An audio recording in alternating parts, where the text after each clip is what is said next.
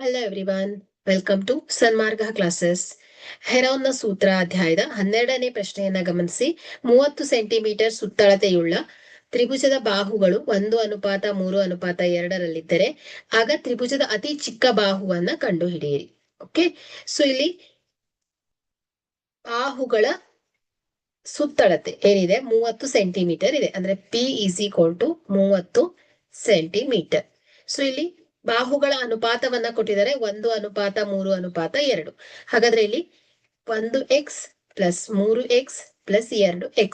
So ಇವುಗಳ ಮೊತ್ತ ಏನ್ ಹೇಳಿ 30 ಸೆಂಟಿಮೀಟರ್. ಯಾಕಂದ್ರೆ ಇದು ಸುತ್ತಳತೆ A + B + C. ಸೊ ಇಲ್ಲಿ ಇದನ್ನ ಸಿಂಪ್ಲಿಫೈ ಮಾಡಿದ್ರೆ 3 + 1 4 5 6. Okay, so 6x = 30. So x = 30 divided by 6. So 6 ಬಂದ್ಲೆ 6, 6 5 30. So x = 5 centimetre ಆಗತ್ತೆ. ಓಕೆ, ಸೊ ಹಾಗಾದ್ರೆ x 5 ಸೆಂಟಿಮೀಟರ್. ಸೊ ಇನ್ನೊಂದು ಬಾಹು 3x = 5 × 3 15 ಸೆಂಟಿಮೀಟರ್.